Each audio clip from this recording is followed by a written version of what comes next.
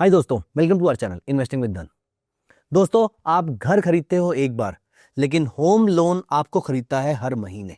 घर खरीदना तो हम सबका सपना होता है, लेकिन होम लोन उसको नाइटमेयर भी बना देता है। बार बार ईएमआई का स्ट्रेस, इंटरेस्ट रेट्स बढ़कर टेन्योर या ईएमआई बढ़ने का स्ट्रेस, ये सारी चीजें हमारे माइंड में लगातार चलती रहती है और वो स्ट्रेस पैदा करती है। दोस्तों, आज इस वीडियो में उस स्ट्रेस का सोल्यूशन देने की मैं कोशिश करूंगा आपको। दोस्तों, मैं आपको बताऊंगा कि कैसे आप अपने 20-20 साल के होम लोन को 4-5-6 साल और कभी कभी 10 साल तक भी कम कर सकते हो। यस, आप अपने होम लोन की लाइफ को आधा कर सकते हो।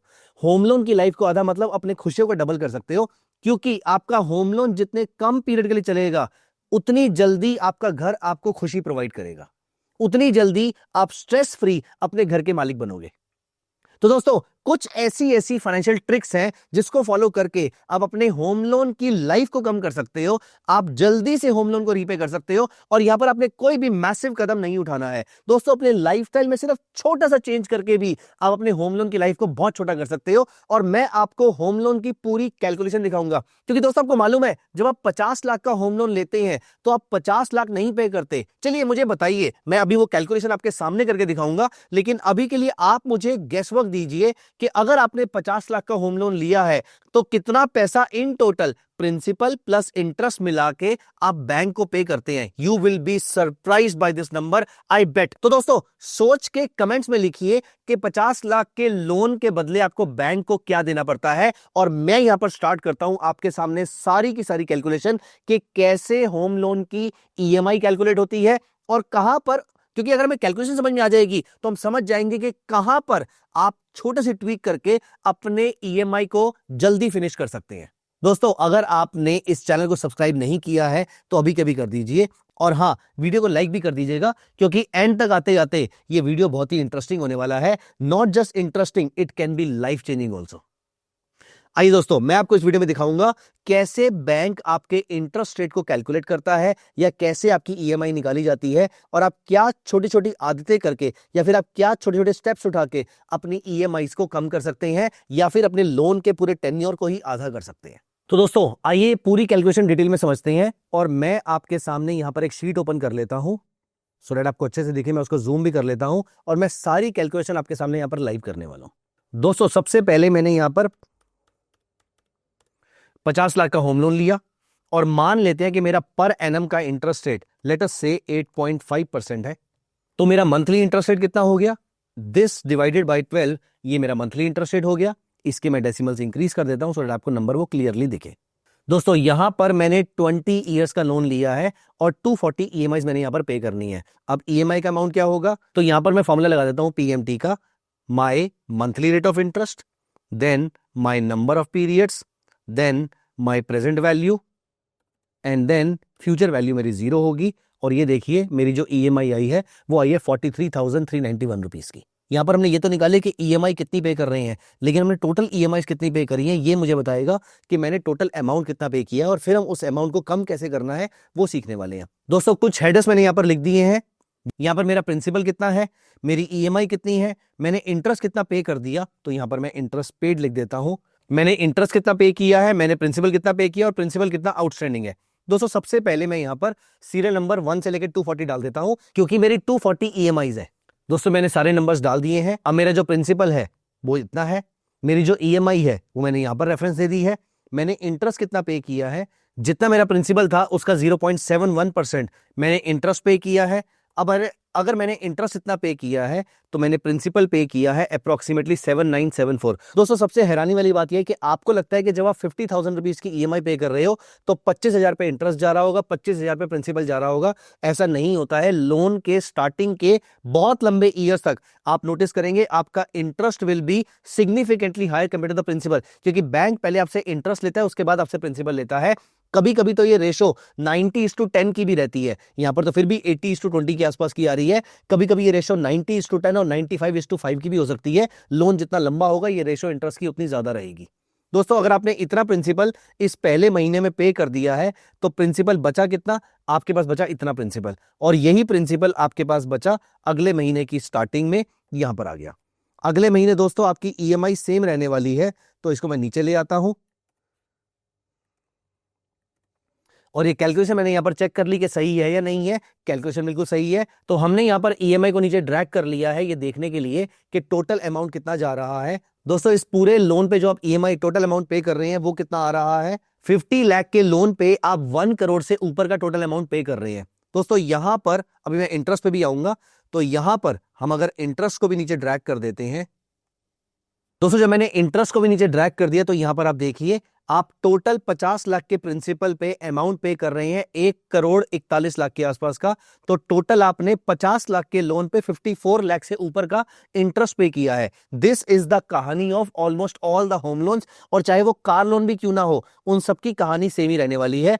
आप प्रिंसिपल पे करते हैं और आप एक बहुत बड़ा इंटरेस्ट का कंपोनेंट पे करते हैं। दोस्तों अब क्वेश्चन ये आता है कि अगर आपको इस चीज को चेंज करना है तो आप कैसे कर सकते हैं। अगर आप ये इतना सारा इंटरेस्ट का कंपोनेंट नहीं पे करना चाहते हैं या फिर आप अपने होम लोन को जल्दी रीपे करना चाहते हैं तो आप क्या कर सकते हैं। नहीं, मैं आपको ये सजेशन नहीं दूंगा कि कहीं और से प्रॉपर्टी बेची है, उसमें से 50 लाख में से अगर 20 लाख आपको मिले हैं आप उसको रीपे कर दीजिए, तो बहुत ही सिंपल सा सोल्यूशन हुआ। लेकिन मैं यहाँ पर कुछ ऐसी ट्रिक्स बताऊंगा जिसके थ्रू आप अपने होम लोन को एक्चुअली में अपनी लाइफस्टाइल पे कोई प्रेशर डाले बिना आप इस होम लोन को या फिर आप अपने इंटरेस्ट कंपोनेंट को बहुत ही छोटा कर सकते हैं और होम लोन को जल्दी भी पे कर सकते हैं। दोस्तों आपको करना क्या है, आप दो चीजों में से कोई भी एक काम कर सकते हैं। पहला, आप महीने में 12 ईएमआई पे करते हैं। दोस्तों 12 ईएमआई आपका जो भी अमाउंट बनता है वो तो बनता ही है। Apart from this, for example हमारे केस में हम इस होम लोन की ईएमआई अप्रोक्सीमेटली 5 लाख रुपए एक साल का पे कर रहे हैं। लेकिन अगर आप 5 लाख को तो जो आप पे कर रहे हैं वो करते रहिए, अपार्ट फ्रॉम दिस साल के एंड में आप सिर्फ और सिर्फ एक ईएमआई एक्स्ट्रा पे कर दीजिए। आपको कुछ नहीं करना है, आपको सिर्फ और सिर्फ हर साल में एक ईएमआई पे कर देनी है। हाँ, कुछ बैंक्स के रिस्ट्रिक्शंस हो सकती हैं, यहाँ पर वो 6 महीने के बाद ही कुछ एक्सेप्टेंस लेंगे या कुछ बैंक्स 2 साल के बाद ही आपको ये करने देंगे। लेकिन ब्रॉडली अगर हम बैंक टू बैंक वाली चीजों को छोड़ दें, अगर आप साल के एंड में सिर्फ एक ईएमआई एक्स्ट्रा पे करते हैं, let me show you what change it can make to your entire system, entire home loan scenario. तो दोस्तों अगर आप यहां पर सिर्फ एक ईएमआई एक्स्ट्रा पे करते हैं, अभी आप नोटिस करेंगे 50 लाख का लोन था और आपने 54 लाख का इंटरेस्ट पे किया था। अब दोस्तों अगर मैं सिर्फ हर साल में एक ईएमआई एक्स्ट्रा पे कर देता हूं, मैंने कुछ चेंज नहीं किया, सिर्फ एक ईएमआई एक्स्ट्रा पे करी है, अब आप 54 लाख की जगह यहां पर सिर्फ 43,95,000, मतलब अब आप सिर्फ 44 लाख का इंटरेस्ट पे करते हैं। आपका 10 लाख का इंटरेस्ट कंपोनेंट सीधा सीधा कम हो जाता है अगर आप हर साल लगातार सिर्फ एक ईएमआई एक्स्ट्रा पे करते हैं। दोस्तों ये एक ईएमआई आपके बोनस के थ्रू आ सकती है, आपकी कलेक्टिव सेविंग से थ्रू आ सकती है, किसी भी और चीज के थ्रू आपको सिर्फ एक ईएमआई और एक्स्ट्रा इंतजाम करना है और आपका इंटरेस्ट कंपोनेंट सिग्निफिकेंटली कम हो जाता है। दोस्तों नॉट जस्ट दिस, यहां पर सबसे इंपॉर्टेंट बेनिफिट आपको क्या मिलता है कि आपका होम लोन भी 200 महीनों में खत्म हो जाता है इंस्टेड ऑफ जो अभी तक 240 महीनों में चल रहा था। और अगर आप एक की जगह समहाउ 2 ईएमआई इंतजाम कर पाए, अगर आप 2 ईएमआई पे कर पाए, तो देखिए 54 करोड़ से गिर के आपने 17 लाख अपने बचा लिए, 37 लाख पे आपका पूरा इंटरेस्ट कंपोनेंट आ जाता है। और सबसे इंटरेस्टिंग बात क्या है, अब आपका होम लोन सिर्फ और सिर्फ 173 मंथ्स का रह गया है, मतलब 15 साल के आसपास का, रादर 15 साल से भी कम का आपका होम लोन रह गया है, जो कि एक्चुअली में 20 साल का था। दोस्तों if this is not sufficient, हमने 20 साल के होम लोन को 15 साल का कर दिया है, लेकिन आप एक चीज और है जिसके थ्रू आप ये काम कर सकते हैं। अगर आप एक्स्ट्रा ईएमआई नहीं पे कर सकते हैं या नहीं पे करना चाहते हैं, कोई प्रॉब्लम नहीं है, उसको एज इट इज रहने दीजिए। आप सिर्फ हर महीने जैसे अपनी म्यूचुअल फंड की एसआईपी को बढ़ाते हैं उसी तरीके से अपनी ईएमआई का भी अमाउंट थोड़ा सा बढ़ा दीजिए। फॉर एग्जाम्पल आप अपने ईएमआई को हर साल लेट अस से 10% से बढ़ा देते हैं, तो यहां पर आपको क्या करना है, यहां पर देखिए 54 लाख की जगह अब आपका जो इंटरेस्ट रह गया है वो आधा रह गया है, सिर्फ और सिर्फ 28 लाख के आसपास का आपको टोटल इंटरेस्ट पे करना है। और आप यहां पे सबसे इंटरेस्टिंग चीज देखिए, आपका होम लोन सिर्फ और सिर्फ 115 महीने का रह गया है। आपकी ओरिजिनल होम लोन की डेट से आधे टाइम से भी कम में ये होम लोन आपका कवर हो जाएगा। 240 की जगह 120 भी नहीं, 115 महीने के अंदर ही आपका ये होम लोन पूरा का पूरा रीपे हो जाएगा। अगर आप इसको 10% नहीं कर सकते हैं, अगर आप इसको सिर्फ और सिर्फ 5% कर सकते हैं और साथ में आप एक ईएमआई एक्स्ट्रा पे कर सकते हैं, देखिए आपके पास सिर्फ और सिर्फ 31,37,000 का इंटरेस्ट पेमेंट रह जाता है और आपका होम लोन भी ऑलमोस्ट 11 साल में खत्म हो जाता है। और यही मेरा आपको पॉइंट था स्टार्टिंग के अंदर, जब मैंने आपको बोला था कि आपको अगर अपने होम लोन को 20 साल से घटा के 12-13 साल पे लेकर आना है तो आप क्या कर सकते हैं, आपका होम लोन सिर्फ और सिर्फ 11 साल का रह गया है। दोस्तों ये 2 ट्रिक्स फॉलो करके, और हाँ अगर कहीं से एक्स्ट्रा पैसे आए तो आप रीपे करेंगे तो ये और छोटा हो जाएगा, लेकिन उस पैसे को आप म्यूचुअल फंड में इन्वेस्ट भी कर सकते हैं। वो हो सकता है आपके 8.5% से एक्स्ट्रा रिटर्न कमाएगा, तो वो आपके लिए और ज्यादा बेनिफिशियल हो सकता है। दोस्तों हमारे पास कभी भी पैसे आते हैं और हमें लगता है कि हमें होम लोन को रीपे कर देना चाहिए, let me give you one trick कि आपके जो पैसे कहीं से आए हैं, फॉर एग्जांपल लमसम आपको कहीं से बोनस मिला है, कोई आपने प्रॉपर्टी बेची है, या फिर आपने किन्हीं शेयर्स पे कैपिटल गेन बुक किया है। अब यहां पर आपके मन में क्वेश्चन आता है कि मैं इस पैसे से होम लोन रीपे करूं या फिर ना करूं। बड़ा सिंपल सा एक कैलकुलेशन है। होम लोन पे आप रीपे करने के बाद 8.5% साल का बचा पाएंगे।